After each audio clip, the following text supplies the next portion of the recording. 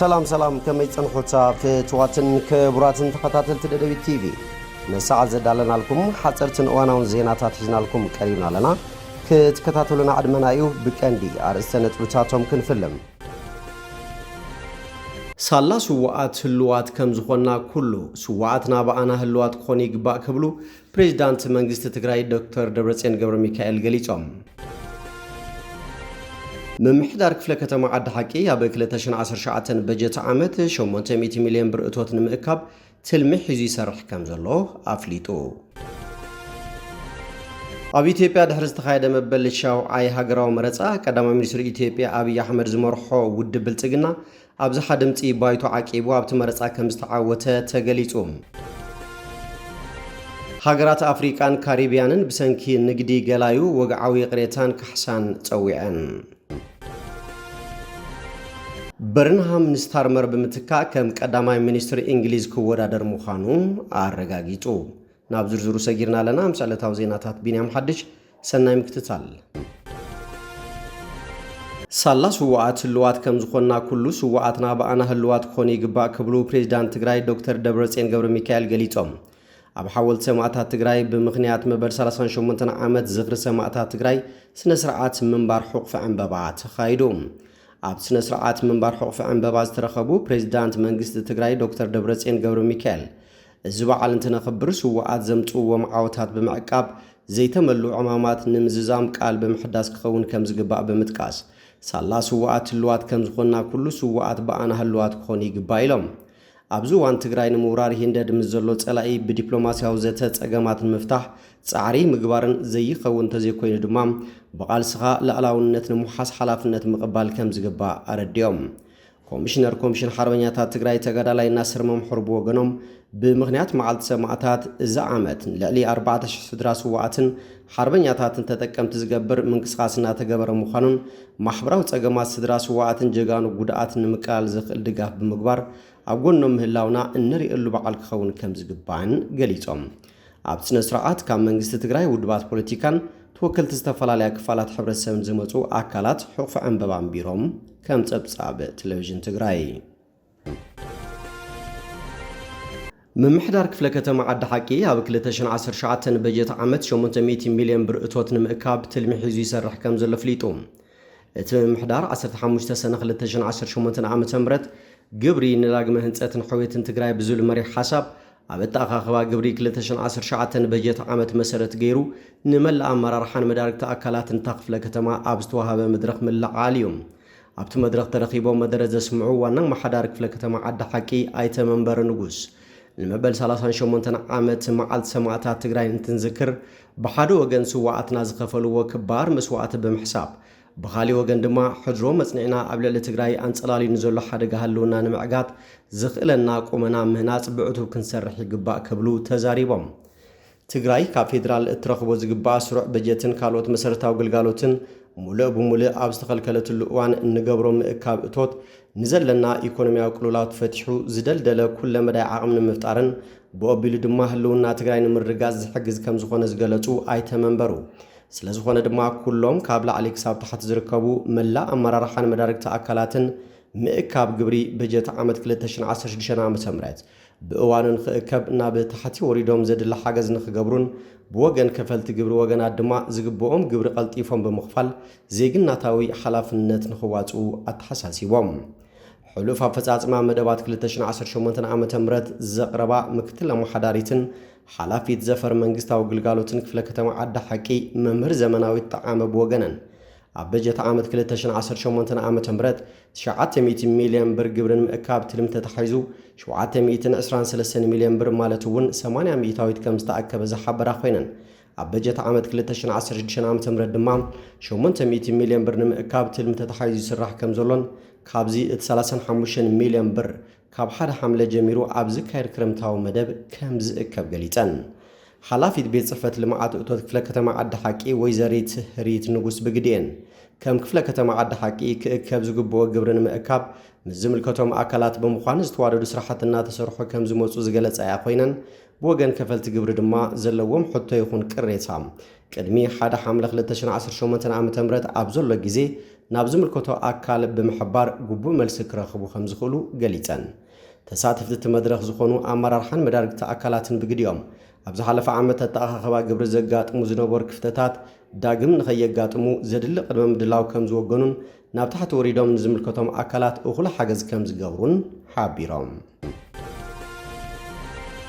ኣብ ኢትዮጵያ ድሕሪ ዝተኻየደ መበል ሻውዓይ ሃገራዊ መረፃ ቀዳማይ ሚኒስትሪ ኢትዮጵያ ኣብይ ኣሕመድ ዝመርሖ ውድብ ብልጽግና ኣብዛሓ ድምፂ ባይቶ ዓቂቡ ኣብቲ መረፃ ከም ዝተዓወተ ብወግዒ ገሊጹ እቲ ብ24 ግንቦት ዝተኻየደ መረፃ ብግጭት ክስታት ዓፈናን ውሱን ተሳትፎ ተቃወምቲ ሓይልታት ንዝተዓብለለ እዩ ነይሩ ዝብል ነቐፌታ ከም ዝቐርበሉ ይፍለጥ እቲ ካብ 501 ዝተወዳደሮ ን438 መናብር ዝተዓወተ ውድብ ብልጽግና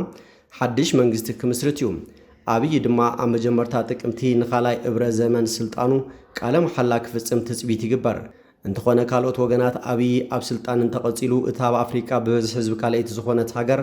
ዘለዋ ውሽጣዊ ፍልልያትን ጸገማት ጸጥታን ክብእስ እዩ ዝብል ስጋኣት ኣለዎም መረፃ ኣብ ዝተኻየደሉ መዓልቲ ኣብተን ዝለዓለ በዝሒ ህዝቢ ዘለወን ክልላት እታ ሃገር ኣምሓራን ኦሮምያን ምስ መንግስቲ ዝጓጉዑ ጥቓት ጉጅለታት ብዝፈጠርዎ ስክፍታ ድሕነት 143 ማእኸላት መረፃ ክኽፈታ ኣይከኣላን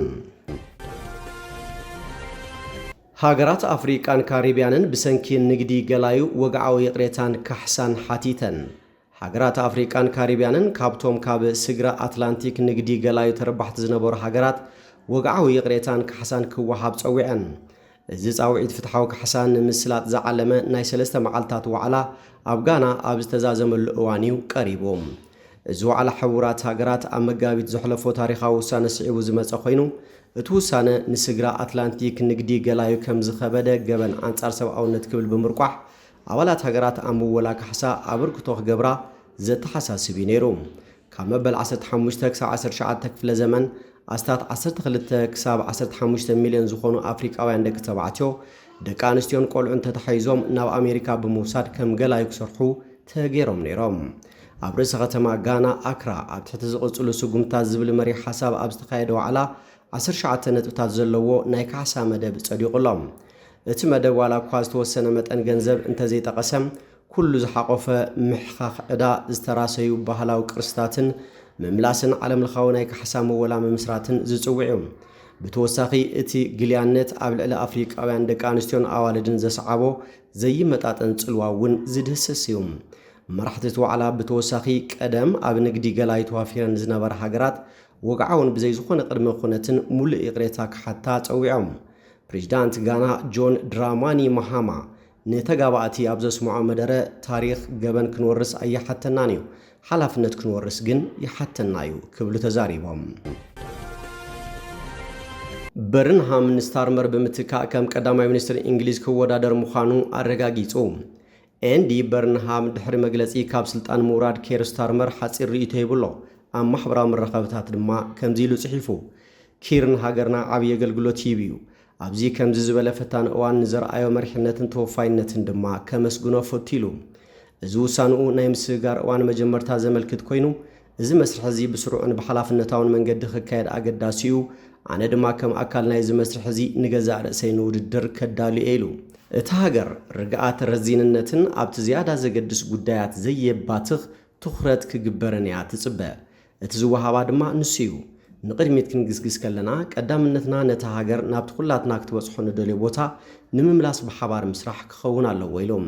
ህዝቢ ኣብ ቁጠባዊ ዕቤት ዋጋ መናብሮ ህዝባዊ ኣገልግሎታት መንበር ኣባይትን ንዝቕጽል ወለዶ ዝወሃብ ዕድላትን ምዕባለታትን ክርኢ ይደሊ እዩ ፖለቲካዊ ለውጢ ካብቲ ህይወት ህዝቢ ናይ ምምሕያሽ ሓላፍነት ፈጺሙ ከዘናብለና የብሉን ምንቅስቃስ ሰልፊ ዕዮ ወትሩ ዝሓየለ ዝኸውን ብምትእምማንን ብዕላማን ንቅድሚት ክጥምት ከሎ እዩ ካብ ሕጂ ንድሓር ንገብሮ ነገር እዚ እዩ እዚ ምስግጋር እዚ ድማ ንሰልፍናን ሃገርናን እወንታዊ መስርሕ ምሕዳስ ከም ዝኸውን ክንረጋግጽ ኢና ኢሉ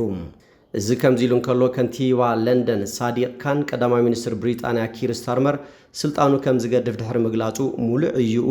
ንህዝባዊ ኣገልግሎት ዝወፈየ እምብዛ ቁኑዕ ኮይኑ ንሃገሩ ዘገልገለ ኢልዎም እቲ ከንቲባ ለንደን ብተወሳኺ ንሱን ስታርመርን ቅድሚ 30 ዓመታት ንኣሽቱ ጠበቃታት ካብ ዝነበሩሉ ግዜ ጀሚሮም ኣዕሩኽን መሳርሕትን ከም ዝነበሩ ገሊጹ ንሱ ኣብ ሓፈሻዊ መረፃ ሰዓረ 50 መራሒ ሰልፊ ዕዮ ጥራዩ ዝበለኻን ስታርመር ንሰልፍ ዕዮን ሃገርናን ዓብይ አበርክቶ ገይሩ ስለዚ ድማ ከመስግኖ እፈቱ ክብል ወሲኹ ገሊጹ እቲ ዝቕጽል ቀዳማይ ሚኒስትር እቲ ሰልፊ ከተግብሮም ኢሉ ንዝተመስረተሎም ምዕባላዊ ክብርታት ጸኒዑ ክሕዞም ከም ዝግባእ ድማ ኣመላኺቱሎም ኣብ ዋንጫ ዓለም 2026 ቋጽራ ፈረንጂ ግብጽ ድሕሪ 92 ዓመታት ትጽቢት ዓወታ መዝጊባ እታ 7 ግዜ ንዋንጫ ኣፍሪቃ ብምዕዋት ክብሮ ወሰን ሒዛ ዘላ ግብጺ ኣብ ዋንጫ ዓለም 4 ግዜ ተሳቲፋ ዓወት ዝበሃል ኣመዝጊባ ኣይትፈልጥን እያ ክትብል ንግብጻውያን ጥራይ ዘይኮነ ንብቕዓት ሃገራዊት ጋንታ ንዝዕዘብውን ዝእመን ኣይመስልን እዮም እዛ ንፈለማ ኣብ 1934 ኣብ ዋንጫ ዓለም ዝተሳተፈት ግብጺ ድሕሪ ናይ 92 ዓመታት ትጽቢት ኣብ ዋንጫ ዓለም ቀዳማይ ዓወት ክትጽምብል በቂዓላ ኣብ ምድብ 7 ዝርከባ ግብጽን ኒውዚላንድን ኣብ ዝገበርኦ ካልኣይ ናይ ምድብ ጸወታ ግብጺ ካብ ድሕሪት ተበጊሳ ብምዕዋት ኣብ ታሪኽ ዋንጫ ዓለም ድሕሪ 92 ዓመታት ፈላማ ዓወታ መዝጊባ ግብጺ በዚ ሎም ወጋሕታ ኣብ ልዕሊ ኒውዚላንድ ዘመዝገበቶ ናይ 3-1 ዓወት ተሓጊዛ ኣብ ታሪኽ ንመጀመርታ ግዜ ካብ ምድባ ከም ዝሓለፈት ዳርጋ ኣረጋጊጻላ እቶም ኩዊዝ ተባሂሎም ዝጽውዑ ሃገራዊት ጋንታ ኒውዚላንድ ኣብ መበል 15 ደቂቕ ብመንገዲ ፊን ሱርማን ብዝረኸብዋ ሸቶ ክመርሑ ክኢሎም ነይሮም እንተኾነ እዛ ሸቶ ናብ ዓወት የብጽሐቶምን ምስ ኢራን ኣብ ዘካየድዎ ቀዳማይ ናይ ምድብ ጸወታ እውን ብተማሳሊ ኒውዚላንድዮም ኣቐዲሞም ኣእትዮም ነይሮም ኢራን ካብ ድሕሪት ብምብጋስ ግን እቲ ጸወታ ማዕረ 2-2 እያ ከም ዝዛዘም ገይራቶም ናብ ጸወታ ግብጽ ኒውዚላንድን ምስ እንምለስ ድማ ኒውዚላንድ 1-0 እያ ናብ ዕረፍቲ ኣምሪሓ ካልኣይ ዕብረ ጸወታ ምስ ተጀመረ እታብ ናይ ቀዳማይ ናይ ምድብ ጸወታ ምስ ቤልጅየም ማዕረ 1-1 ዝተፈላለየት ግብጺ ንጸወታ ሙሉእ ብሙሉእ ዓብሊላቶም ኣብ ውሽጢ 24 ደቂቕ ድማ 3 ሸቶታት ኣመዝጊባ ኣብ መበል 58 ደቂቕ ብመንገዲ ሙስጦፋ ዜኮ ኣብ መበል 67 ደቂቕ ካብ መሐመድ ሳላሕ ኣብ መበል 82 ደቂቕ ብመንገዲ ትሪዚገት 3 ሸቶታት ብምዝጋብ ንኒውዚላንድ ኣቕዚዛታ ፈላም ተሳትፎ ግብጺ ኣብ ዋንጫ ዓለም ኣብ 1934 እዩ ነይሮም ብሓፈሻ ድማ ኣብ ዋንጫ ዓለም ንራብዓይ ግዜኣ ትሳተፍ ዘላ ባርከስ ፍትዋትን ክቡራትን ተኸታተልቲ ደደቢት ቲቪ ንሳዕ ዘዳልናልኩም ዜናታት ነዚኦም ይመስሉ ስለትምክታልኩም ኣመስግና ካልኦት ሳብ ንራኸብ ሰሰናይ ናኹም